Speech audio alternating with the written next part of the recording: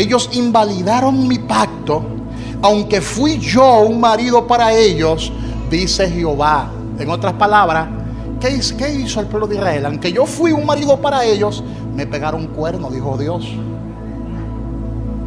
Porque hay que entenderlo como la palabra lo dice.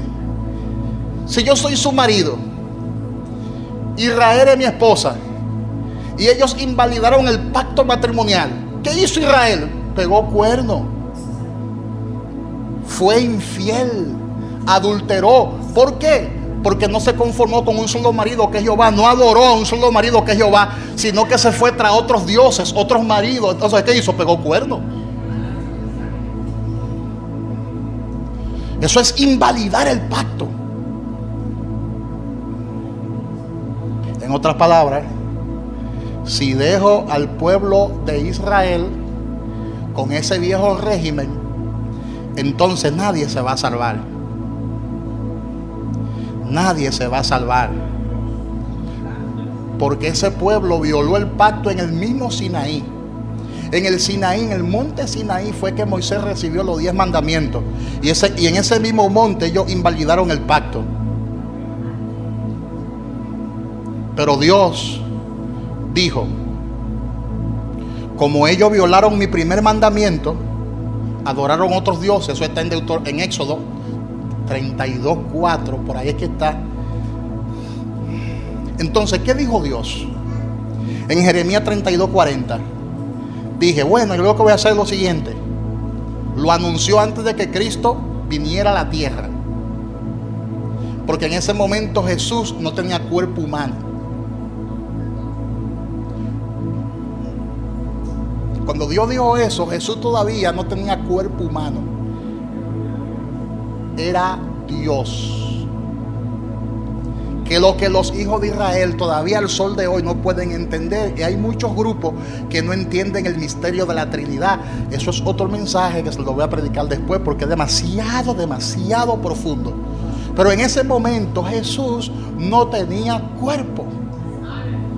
Y ya Dios estaba prometiendo ¿qué? Un nuevo pacto. Ya Dios estaba prometiendo ¿qué? Un nuevo marido. No me abra los ojos, que esto es Biblia. Por eso Dios dijo que haría otro pacto con la casa de Israel. Ahora entiende por qué la palabra dice: a los suyos vino y los suyos no le recibieron. ¿Sabe por qué no le recibieron? Porque ellos quieren seguir con el antiguo marido.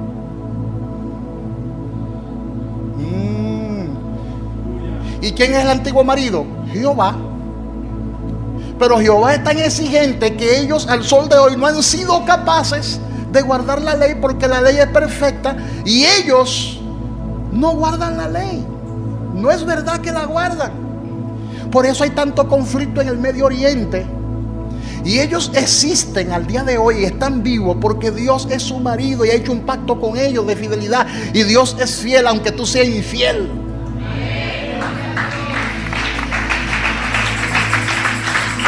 Dios es fiel y honra el pacto aunque tú seas infiel. Y Dios ya se comprometió con ellos y le llamó la niña de sus ojos.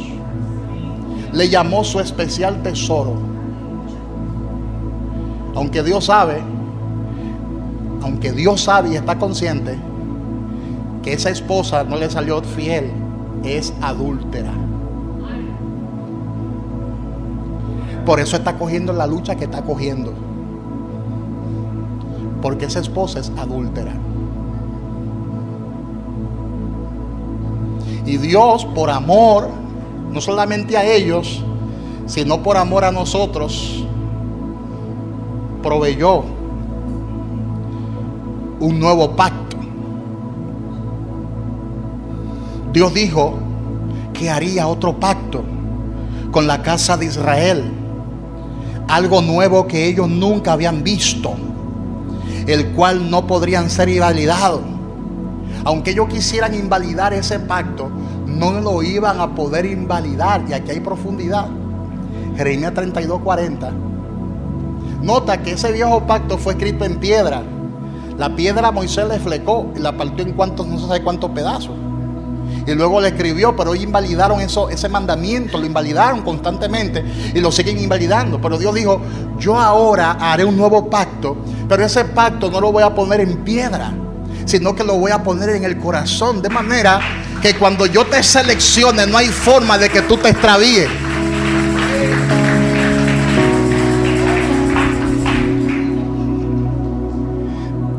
La gente dijo amén, pero no entendió esa parte.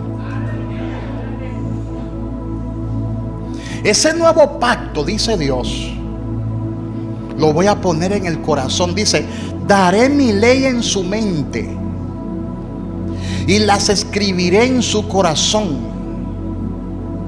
Y yo seré a ellos por Dios y ellos me serán por pueblo. Jeremías 31:33. Y anunció a través de Ezequiel, en Ezequiel 11:19, anunció a través de Ezequiel, y le daré un corazón y un espíritu nuevo pondré dentro de ellos, y quitaré el corazón de piedra de en medio de su carne, y le daré un corazón de carne. En otras palabras, voy a quitar del corazón de piedra los 10 mandamientos, porque esos 10 mandamientos fueron escritos en piedras, y el corazón se quedó endurecido. ¿Qué es lo que ha pasado? El corazón estaba endurecido, por eso rechazaron a Jesús, porque sus ojos estaban puestos en los 10 mandamientos en piedra que ellos nunca han podido guardar.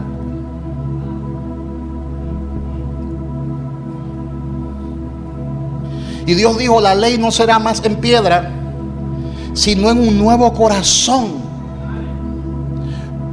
para con las leyes dentro les sea más fácil de obedecer. Voy a poner ahora, voy a cambiar de estrategia, voy a poner ahora la ley en su corazón para que les sea más fácil a ellos obedecer a esa ley. Es importante que entendamos, según Hebreos 10:1, que la ley tuvo su función como sombra de los bienes venideros y no como imagen misma de las cosas. La ley era la sombra, la gracia es la sustancia. Diga conmigo, la ley era la sombra, la gracia es la sustancia. La ley, como le explicaba en días pasados, era el ayo para nosotros. Era el ayo, como aquel instructor que toma al niño de la mano y lo lleva al maestro para que sea instruido. La ley era ese ayo. La ley nos tomó de la mano y nos condujo por muchos años hasta llevarnos al maestro, el cual es Cristo Jesús. Amén, hermanos. Según Gálatas capítulo 3 versículo 24, la ley era como ese ayo que nos instruía para llevarnos ¿a quién? A Cristo. Ahora estamos bajo la autoridad de Cristo. Amén. Ya no necesitamos más ese ayo, el cual es la ley, porque ya estamos en los brazos del maestro. Ya no estamos en los brazos del instructor, del que nos dirigía. Ahora estamos en los brazos del mismo maestro, el cual es Jesucristo.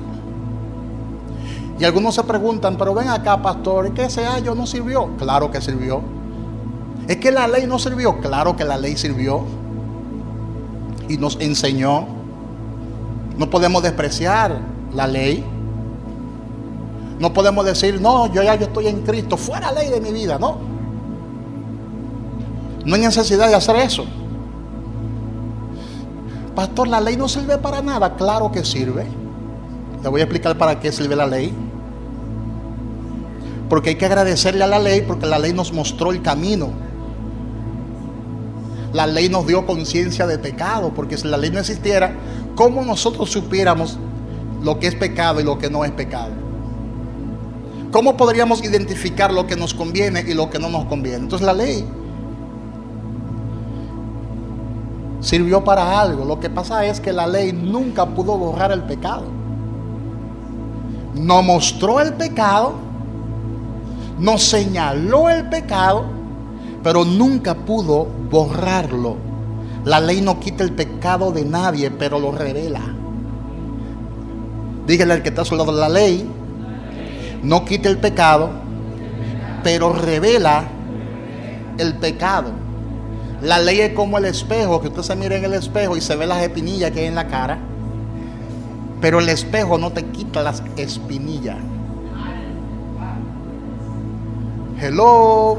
Así era la ley, te mostraba la imperfección, te mostraba la desobediencia, te mostraba tus debilidades, pero no resolvía el problema, solamente te lo mostraba. La ley te decía: tú eres un pecador. La ley te decía: tú necesitas ayuda. La ley lo que hacía era que te conducía a Jesucristo. Te conducía al que sí tiene el poder para liberarte del pecado.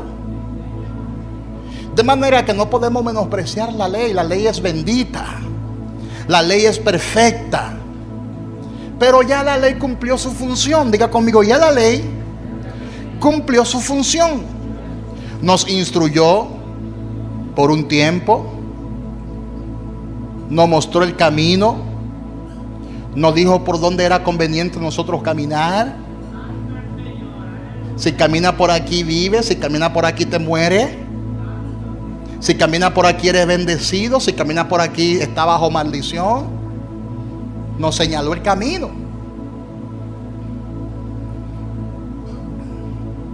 Porque la ley era un ayo. Pastor, ayo, ¿y qué es eso? Es una palabra griega, la cual se lee de la siguiente manera: paidagogos. Paidagogos. De ahí viene la palabra pedagogos. La ley era un instructor, era un pedagogo, era un mentor de niños. La ley fue un freno, escuche bien, para que nosotros no nos desenfrenáramos.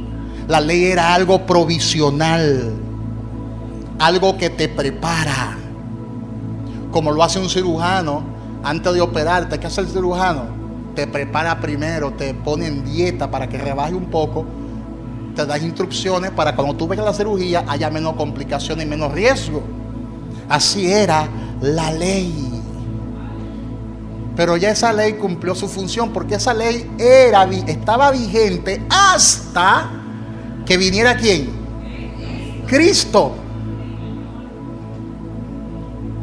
Hasta que llegara Cristo, la ley tenía una función. Pero ya llegó Cristo y ya no estamos bajo ley.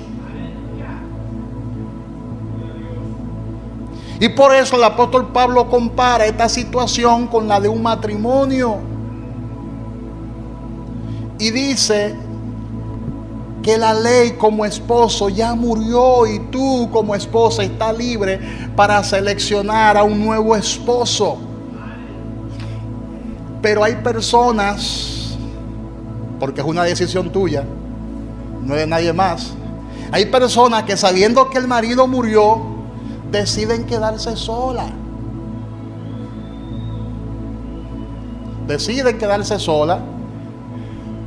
Y deciden, aún el marido muerto, está sujeta bajo ese pacto, que es lo que ha pasado con Israel. Ellos han querido sujetarse a ese marido muerto. Ya la ley murió como pacto. Ya no tenemos que estar sujetos a esa ley. El mismo Jesús estuvo por un tiempo sujeto a la ley, porque guardó la ley. Jesús cumplió la ley.